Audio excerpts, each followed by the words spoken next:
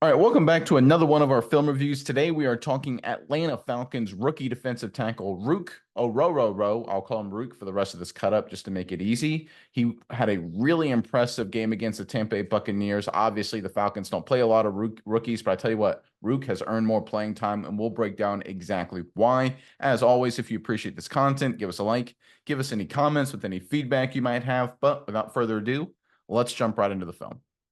All right, first play here. There's Rook right there lined up in a three technique. He's called a three technique because he's on the outside shoulder of the right guard right there for the Tampa Bay Buccaneers. Obviously, you can see we're close to a goal line. This is goal line defense from about the 2.5-2 yard line. This is where you have to bow up and do a really nice job against the run. Here, the Buccaneers are going to run a zone scheme inside. They're going to bring the wide receiver in motion across the formation here to try and pull a few guys this way. They're going to take the tight end at the snap and cut and block number 0 right there, the in man on the line of scrimmage. And they're going to take everybody else up front and do zone blocking tracks. Right tackle working up to 50, right guard working to reach 98, center working to reach and base 97, and then working zone double team up to the linebacker. Backs cut off here. Running back's going to try and take this track and go wherever he can find the hole. The key block on this situation is going to be this right guard on Rook right there at the point of attack.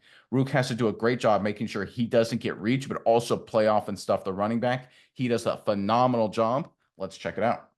There's motion. There's a snap. Tight end comes across the formation. We can see everyone up front from the offensive line takes their zone tracks.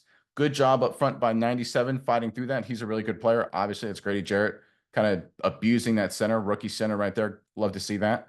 Let's focus on this rookie right here for the Atlanta Falcons. One-on-one on the right guard right here. This is perfect technique. Watch that extension. See how he doesn't allow himself to get reached. See how he basically maintains his gap there, takes the B gap, and puts the right guard's butt in the hole, basically covering up 2 parts. But here's what I love about this, right? The moment he sees the running back, he's got his eyes on the running back right there. Cut inside in this gap because there's a hole. There's a chance right here. Watch what he does to this right guard.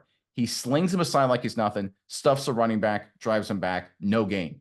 You talk about elite run defense at the point of attack, this is what you get. Now, I normally don't like when offenses go shotgun inside zone, in the red zone, inside the 5, but this is the one benefit that can sometimes happen. You have defensive linemen that are taught to play this zone scheme like they would at midfield, and they get a chance, running backs do, to kind of squeeze through a little hole and just get north and south and get the couple yards needed to punch it in.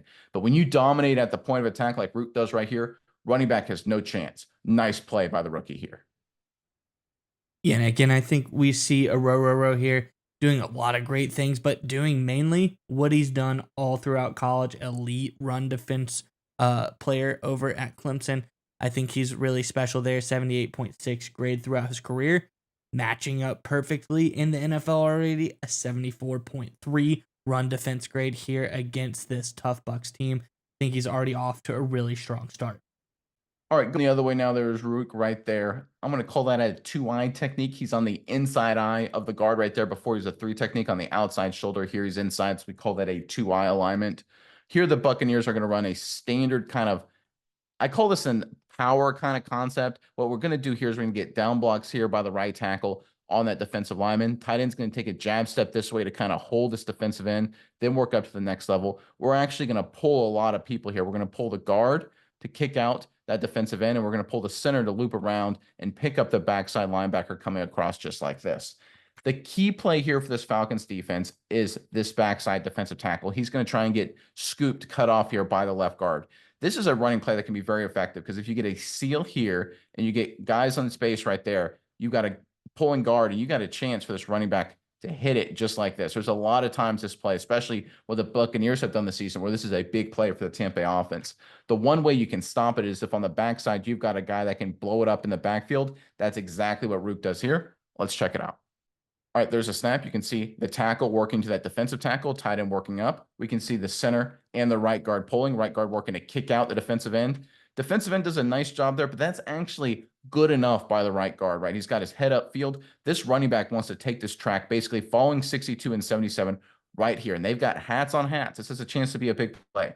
But you know what blows up? Rook at the point of attack, beating the backside left guard. Should have been called for holding there. Doesn't get the call, but still makes the play. Completely blows this play up, forces the running back wide, gets an arm in there, and then the defensive end, number 50 is able to make the play.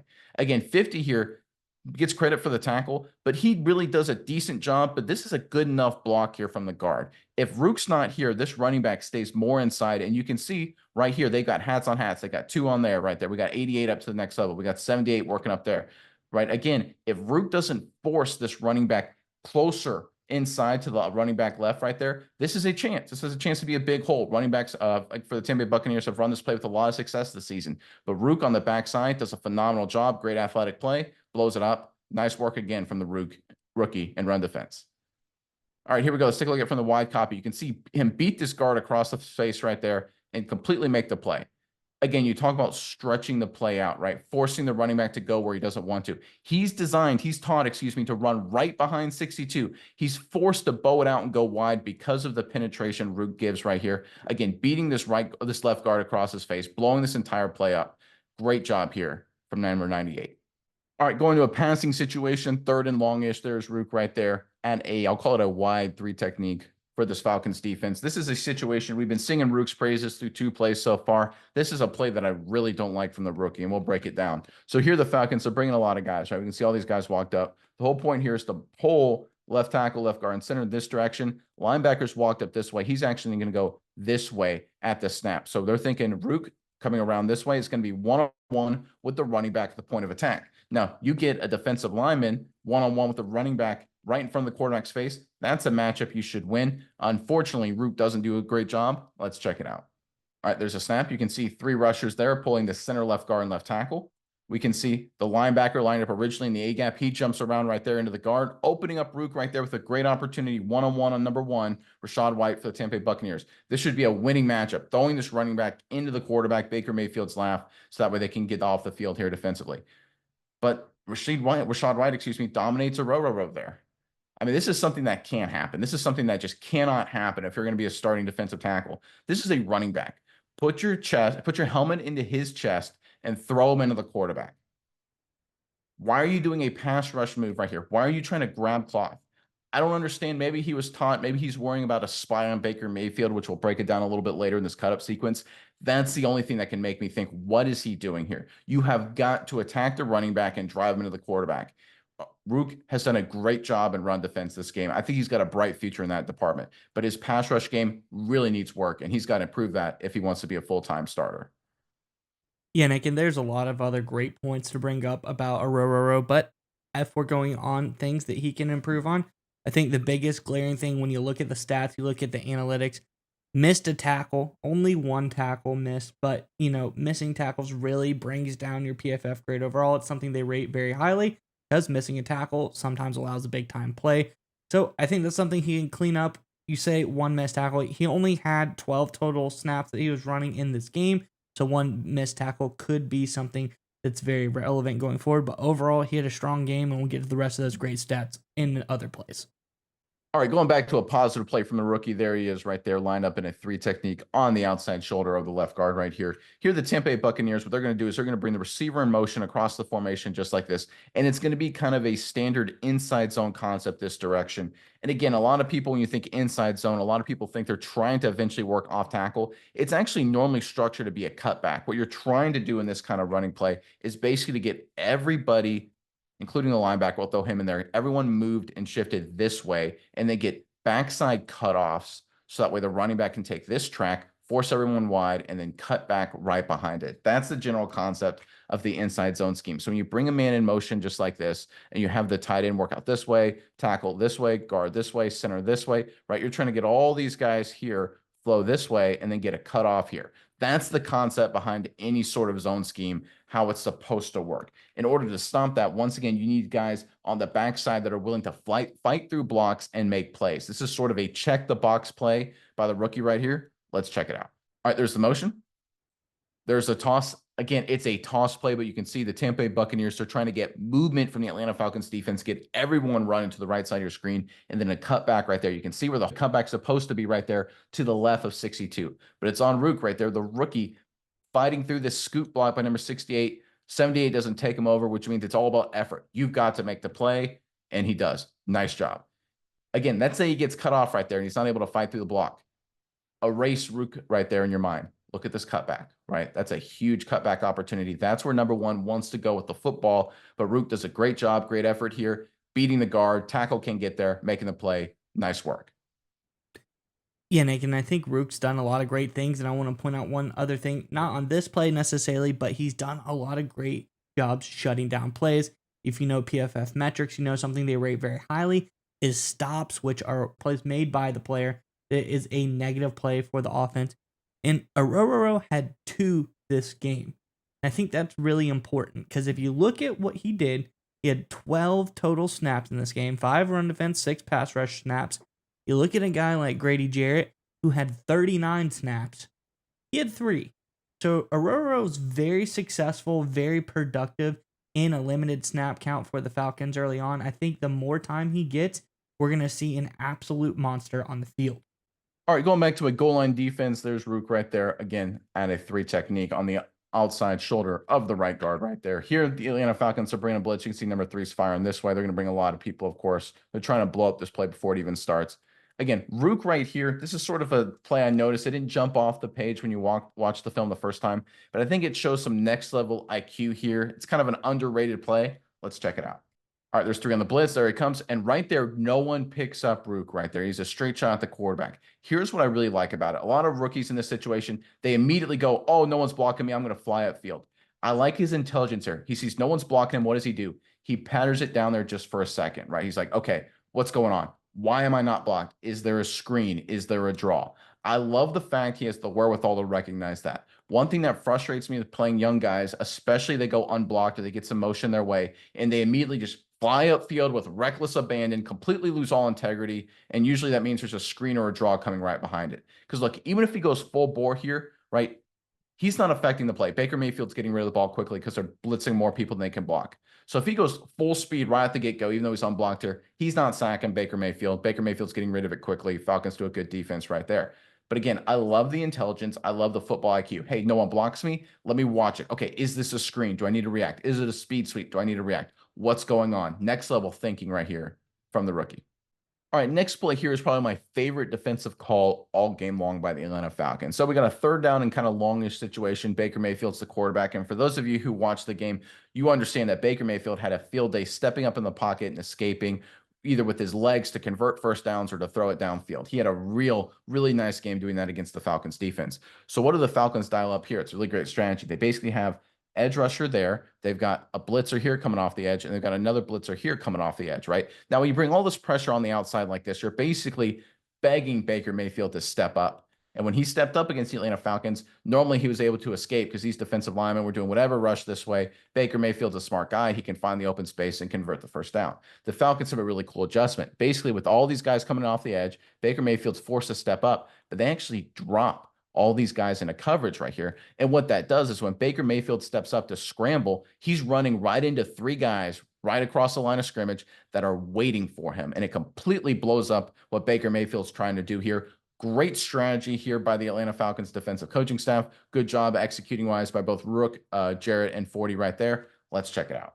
All right, there's a snap. You can see the rush coming off the edge. You can see the guys dropping into coverage. So right here, Baker Mayfield, this is what he does. He escapes. Right here, he's like, okay, I'm escaping again. I'm going to run for the first down. And then right here, what does he see? 4 Atlanta Falcons right around him. No chance to make the play here. Good hustle across the board. One of the things I really like this from Rook's perspective here is that he was trusted in this situation to drop into coverage, right? This is a big deal to trust a rookie defensive lineman who hasn't played a lot of football. Say, hey, man, I want you to drop in his own coverage in this situation. The Falcons, we know it. They don't like to play rookies. We've talked about it a lot this season so far. But the fact that Rook was trusted to make this call right here as part of this great defensive strategy, again, I love it because you're basically begging Baker Mayfield to step up. Hey, Baker, you're killing us stepping up in the pocket and scrambling. Why don't we just beg you to do it again and have you run into 1, 2, 3, 4 defenders? Genius strategy, genius concept here. Again, give Mayfield some credit. He's still finding a way to get a few yards out of this, making a few people miss falling forward, right?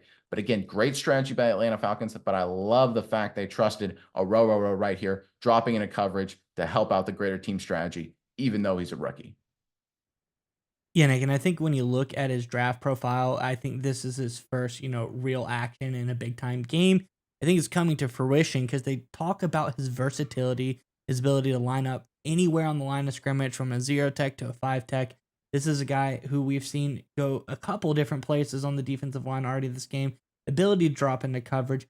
I just think this is really a great player for the Falcons, just as highlighted here of him dropping into coverage.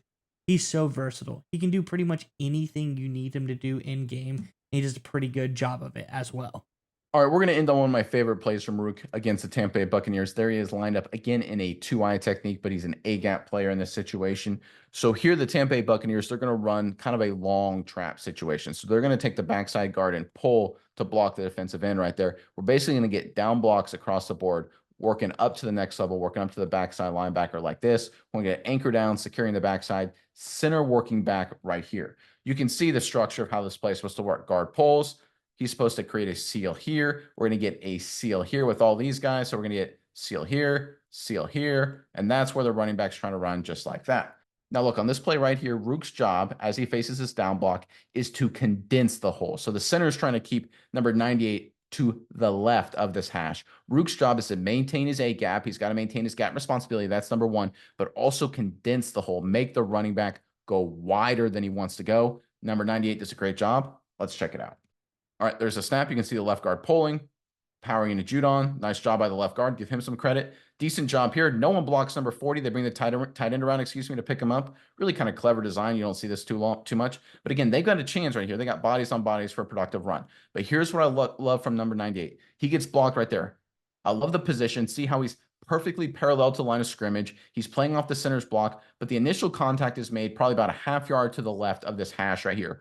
Look how far Rook moves 62 inside, just driving through and maintaining his gap, all the way about a half yard to the right of the hash. Now, it doesn't seem like much, right? When you sit there and say, what impact does that have?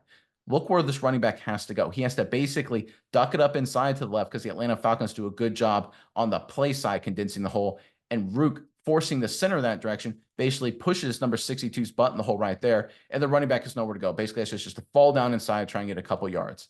We talk about versatility. We talked about dropping into coverage on the previous play. We talked about him playing 3 technique on the play side and the backside. We talked about him needing to improve as a pass rusher, but the fact that he can also be a traditional interior defensive tackle in the run game in plays like this is a really great sign for this promising rookie. I tell you what, we know the Falcons don't play a lot of rookies. I think Rook deserves more playing time. Look at it from the wide copy right here. Again, you talk about perfect technique. Watch that punch and extension. Look at that. That's awesome. Again, playing the running back, watching the running back the whole way, but he doesn't do anything stupid. He doesn't try and backdoor and blow up the hole, doesn't blow up his gap responsibility, doesn't fly over the top either. Let me go back to the original view right here. Sometimes you see from rookie defensive tackles, when they have a chance to make the play right here, he's watching it, they try and jump over the top. If he jumps over the top, number one, cuts back behind for a huge play. Again, we talk about good fundamental football, well-coached, disciplined, good strength. I love what number 98 is showing for the Atlanta Falcons so far.